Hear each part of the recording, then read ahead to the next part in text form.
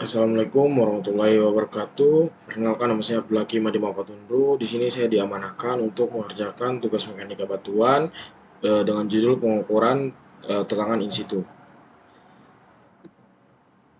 Nah, tegangan in situ itu dalam dalam tegangan dalam batuan itu dibagi menjadi dua berdasarkan sumbernya, yaitu tegangan alami atau natural stress dan tegangan tereduksi. Nah, tegangan dalam masa batuan sebelum pengalian itu dikenal sebagai tegangan alami yang terdiri dari tegangan gravitasi, tegangan tektonik, sisa, dan tegangan termal. Sedangkan yang tegangan induksi adalah tegangan yang terjadi jika lubang bukaan dibuat pada masa batuan. Contohnya ketika melakukan membuat terowongan.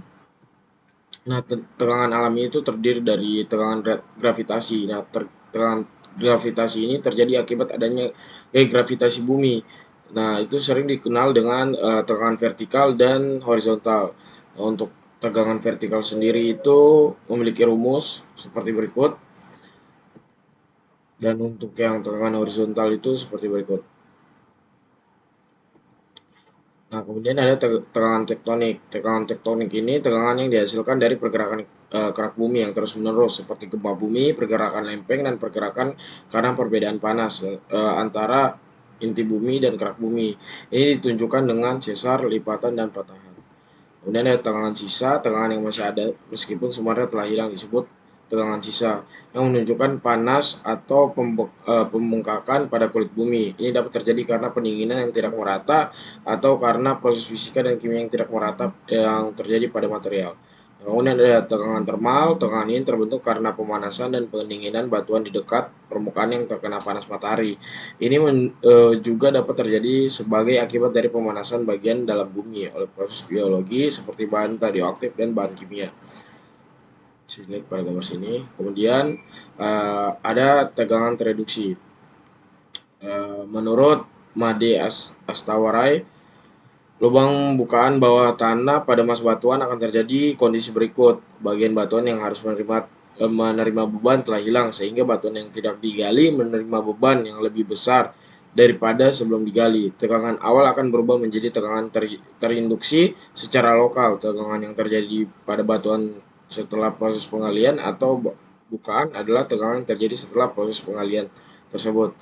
Nah, distribusi tegangan sebelum dan sesudah penggalian digambarkan pada gambar berikut ini. Nah, ini sebelum dia tereduksi. Nah, ini setelah tereduksi. Ini masih tegangan alamiah. Nah, ketika membuat terowongan, tegangan ini contohnya semua rata ya, 10 megapascal. Nah, ketika dia membuat terowongan, di sekitar terowongan sini akan lebih besar gitu. Karena yang seperti disebutkan tadi, batuan yang harus menerima beban yang telah hilang, sehingga batuan yang tidak digali menerima beban yang lebih besar. Jadi dia ketika dia dilobangi, dibuat terowongan, bagian sini, tegangan bagian sini ini akan lebih besar. Dia contoh jadi 15 megapascal, 15 megapascal. Semakin ke sini semakin akan lebih kecil tegangannya, dan akan kembali seperti semula ketika jauh dari terowongan tersebut. Faktor-faktor yang mempengaruhi tegangan in situ itu, menurut Brady dan Brown 1985, terdapat beberapa faktor, yaitu topografi permukaan. Semakin jauh dari jarak permukaan, semakin besar pengaruh beban material di atasnya. Contohnya ketika dia lebih dalam gitu, dia akan lebih besar tegangannya dan beban yang terimanya. Kemudian ada erosi. Erosi akan menyebabkan pengurangan beban pada suatu titik di bagian tanah, sehingga tegangan vertikal menjadi lebih kecil. Nah, kemudian tegangan yang masih tersisa, penyebar bangunan yang telah hilang dapat mempengaruhi kondisi tegangan di dalam masa batuan. Lalu ada aktivitas tektonik. Tegangan masa batuan dapat diubah akibat aktivitas tektonik yang bekerja secara regional, seperti deformasi, sesar, lipatan, dan sebagainya. Ini ada bidang diskontinu. Kehadiran bidang diskontinu di dalam masa batuan akan mengganggu keseimbangan tegangan, dapat menyebabkan konsentrasi tegangan terdistribusi kembali dalam masa batuan. Kemudian ada inklusi dalam masa batuan. Inklusi dalam masa batuan adalah bagian yang secara litologi membuat unsur batuan lebih mudah dan bersifat induksi. Kemudian inklusi secara vertikal mempengaruhi kondisi tegangan dengan cara memberikan pengaruh pada area sekitarnya. Distribusi tegangan pada saat penggalian. Setelah penggalian bawah tanah dilakukan di suatu masa batuan, tegangan yang ada di dalam batuan menjadi terganggu. Ini dilakukan sebelum memperkirakan distribusi tegangan di sekitar penggalian tanah secara rinci. Jadi sebelum membuat penggalian itu kita harus memprediksi tegangan yang terkira. Ini dilakukan dengan memperkirakan analogi yang ada di antara garis tegangan utama dan arus air yang mengalir.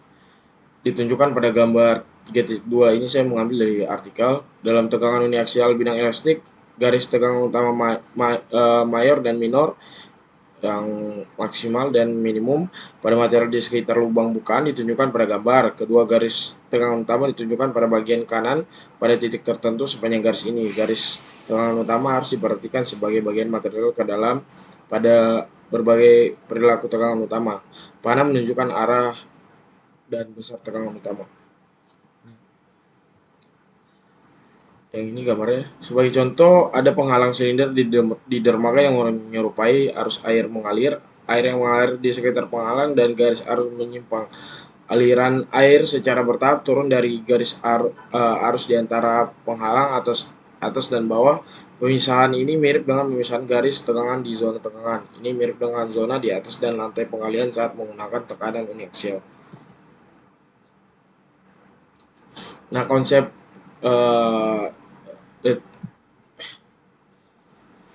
nah ini berikut adalah beberapa cara di mana tegangan dapat berubah akibat aktivitas penggalian. Yaitu terjadinya pengurangan tegangan gravitasi.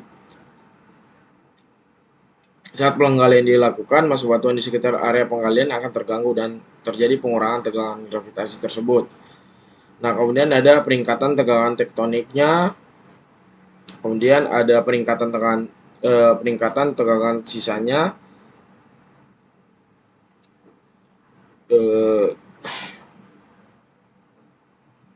Lalu ada gangguan tegangan. Aktivitas penggalian juga dapat menyebabkan gangguan tegangan di sekitar area penggalian.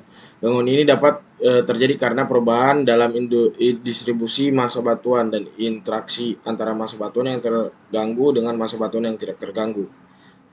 Untuk mengatasi perubahan tegangan yang terjadi akibat aktivitas penggalian, prinsip penyanggaan digunakan.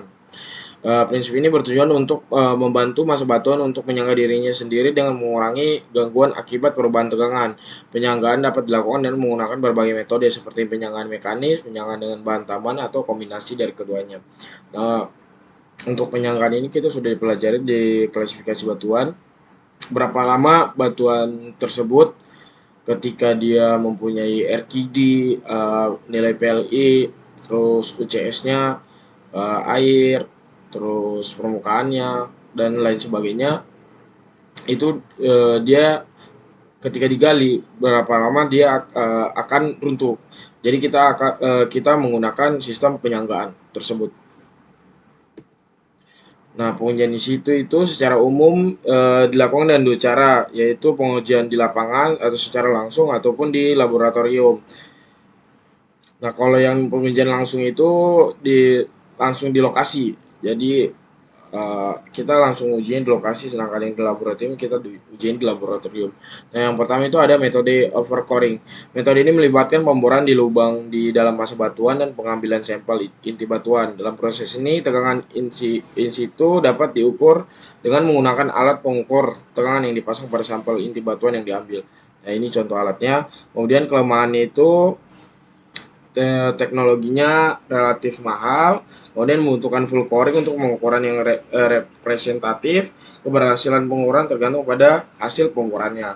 Kelebihannya itu pengujian dapat dilakukan di laboratorium, penggunaan alat mekanis di mana dapat merekam data secara otomatis. Kemudian dapat ditentukan setiap kedalamannya. Lalu ada metode flat jack. Pengukuran flat jack ini merupakan suatu teknik pengukuran yang sifatnya in situ test atau langsung di lapangan yang bertujuan untuk mengetahui stres dan deformasi struktur batuan pada terowongan dan tambang tanpa menyebabkan kerusakan. Nah, kelebihannya itu pengukuran dilakukan setelah bukaan atau penggalian. Pengujiannya sederhana dan relatif murah. Kerusakan sifatnya sementara dan dapat diperbaiki. Moving alat dapat dilakukan dengan mudah. Kelemahannya itu dapat terjadi kesalahan dalam pembacaan hasil pengukuran karena pembacaan dilakukan secara manual. Pengukuran dilakukan pada batuan yang tidak solid akibat pengaruh proses penggalian, maka hasil pengukuran yang didapat tidak representatif. Nah, untuk deskripsi flat jack ini sederhana. Liftnya sederhana menggunakan plat baja tahan karat tipis yang dilas di sekitar dan memiliki pintu untuk menerima cairan hidrolik. Flat jack dapat dibuat dalam berbagai bentuk dan ukuran. Fungsi slot, metode pemasangan slot, dan karakteristik batu yang akan diuji menentukan dimensi yang sebenarnya. Flat jack apapun bentuknya harus sesuai dengan slot yang dibuat.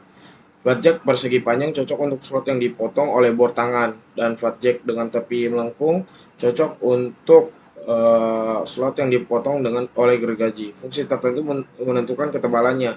Sebuah flat jack akan memenuhi slot dengan sempurna. Gambar ini menunjukkan perbedaan antara yang tadi flat jack yang persegi panjang dan yang melengkung.